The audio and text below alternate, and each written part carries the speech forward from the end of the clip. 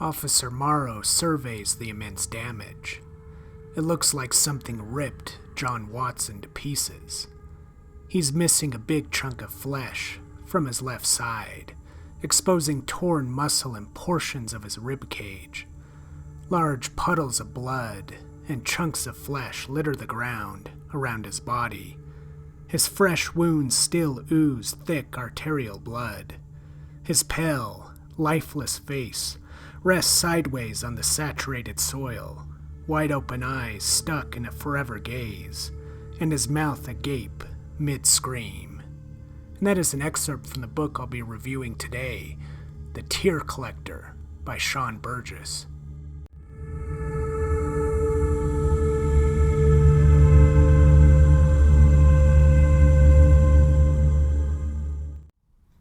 Hey everybody, how you doing? So I got another book review for you. The Tear Collector by Shawn Burgess. I told you I would finally get it done, and I did it.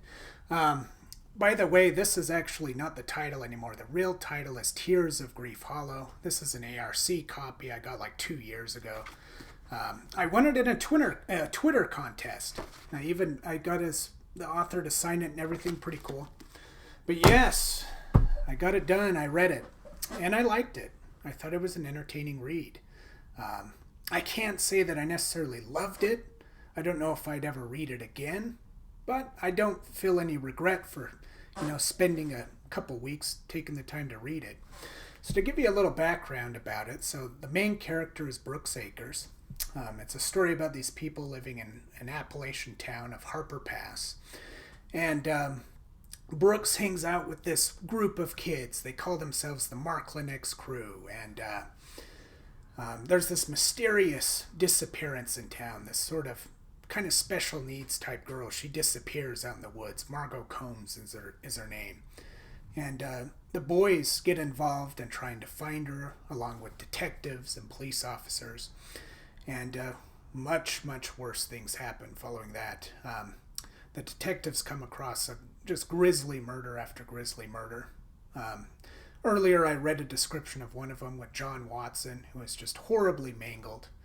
And so then the story's focused on that, trying to figure out who's the source of all these horrifying murders. And I don't want to give too much away, but I will say, it's a story about a shape-shifting type monster. However, I won't disclose unto you, the exact source of that shape-shifting monster and where it all originated or anything. I want you to read the book to find that out. But it's this creature that, can modify its DNA using the DNA of other beings and creatures that it kills. And it's pretty cool. I love shapeshifter type stories. So when I found that out about this book, I really wanted to read it. Probably my favorite form the monster takes in the story is this giant centipede-like creature. It's got these huge mandibles, and it crawls up on top of a car and bashes through a window. And it's a pretty creepy scene. It's pretty good.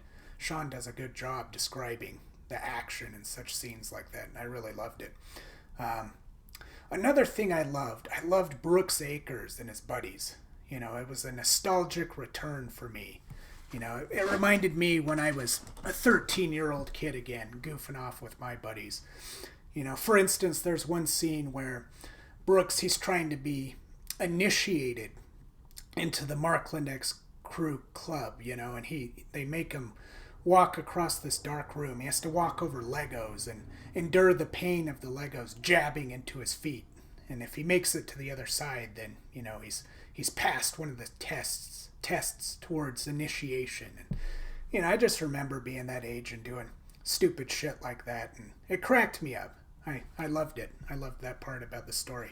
It's a story about initiation. It's a story about friendship and coming of age. It's got a lot of those great themes in it. It kind of was reminiscent of It, Stephen King's It. Just a much shorter book, but it had a lot of those same ingredients that Stephen King dealt with in his novel It.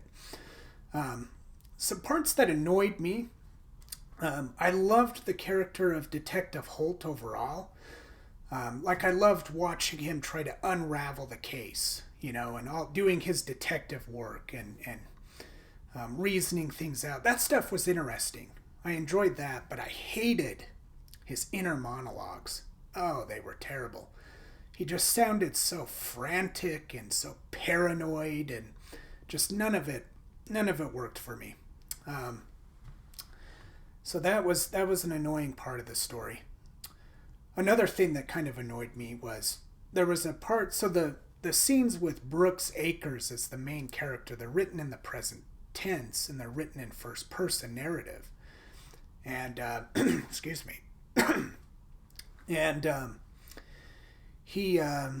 sorry, I lost my thought briefly. I'll find it again soon. Oh, yes. So there's moments in there where Brooks speaks with just really flowery, highfalutin kind of language. Now, granted, usually it's involving a scene with intensity, and so that part makes sense.